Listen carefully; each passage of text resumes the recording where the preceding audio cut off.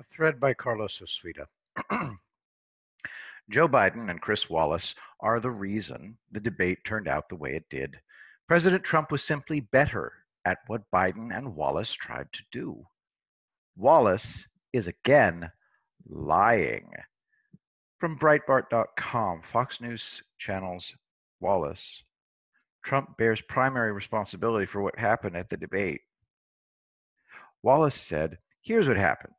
We began the first segment on the Supreme Court. They each got 2 minutes, and they both obeyed in that particular case. And then Biden started to answer a question, and the president started interrupting him."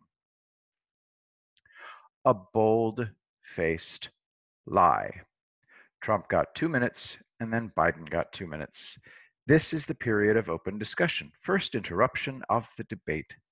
Link in the thread. Second interruption of the debate. Link in the thread. Third interruption of the debate. Link in the thread. Wallace intervenes and turns it over to Biden. Only then did Trump play Biden's game. Except Trump is much better at it than Biden and Wallace are.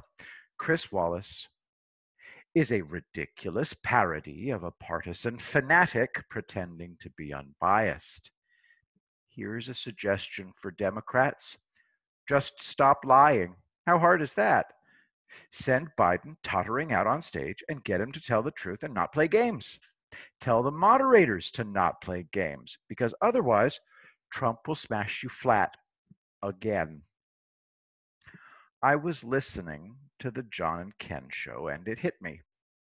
Who's outraged by the debate?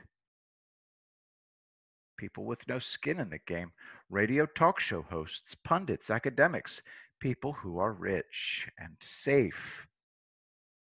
Americans being held hostage by Nancy Pelosi want Trump to continue smashing the Democrats in the face. Because of China, the Democrats, and rich investors, my own net worth is still down by a third on paper. So I have a personal interest in re-electing Trump. I'm paying my accidentally adopted son's medical bills, and he feels sick to his stomach with guilt about it. But if I don't step up, nobody will. So he has a personal interest in Trump being reelected. And I don't waste time on situations that leave me no choice. Having no choice is total freedom. I have to tell you that this is a period of incredible boredom for me. The titles of analyses make me skip them. The Trump strategy is simple. Deliver and you win. His debate decorum doesn't matter. Today, John and Ken said that he needs to simply list his accomplishments to make intelligent people realize how successful he's been. He does that daily. They don't listen because they think he's an idiot, so nothing he says penetrates. They are not intelligent. They're entertaining, but I don't look to them for insight. Let me give you an example of how I feel right now. Did you see this stupid movie, Hannibal, 2001, link in the thread, how Hannibal made Mason Verger? It was so boring that I can't remember a thing about it. Why was it boring to me? Because I've seen much worse than a millionaire writer can imagine. Thomas Harris says that Hannibal Lecter is based on a real person. He's lying. When you're in the presence of genuine evil, you know it. They made a series about Hannibal Lecter. He became a superhero trained in samurai swordsmanship. The only reason I know this is that I caught a glimpse of a segment from the series, so I looked it up. I saw this, and I thought it was a new Geico caveman commercial. So I watched a little of the Hannibal series, and it was boring. But it's good that almost nobody knows what real evil is. Murderers and those who assault children are evil, but they're penny ante despite the great harm they do. I've been in the presence of evil that I can't describe here. It took an entire memoir to put it into words. I've written a screenplay for the memoir. The things I've seen can't be shown. They can only be suggested. Showing them cheapens them. I figured out exactly how to suggest them in such a way that I can deliver a series of gut punches that don't rely on graphic gore, but rather the symbolic representation thereof.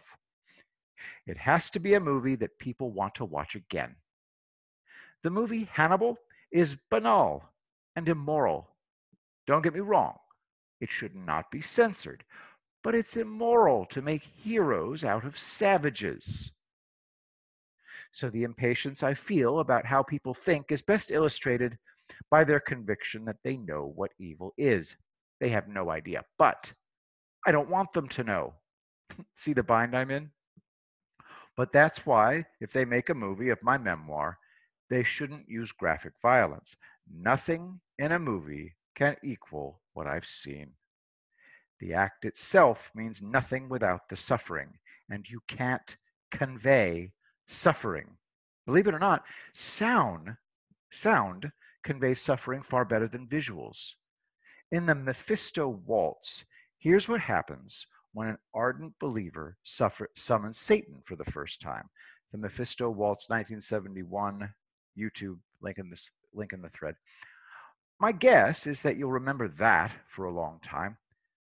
I don't want to punish people for not knowing what I know. My impatience is with those who have the gall to claim they know what evil is, when in fact they're producing boring cartoons with Geico cavemen in them.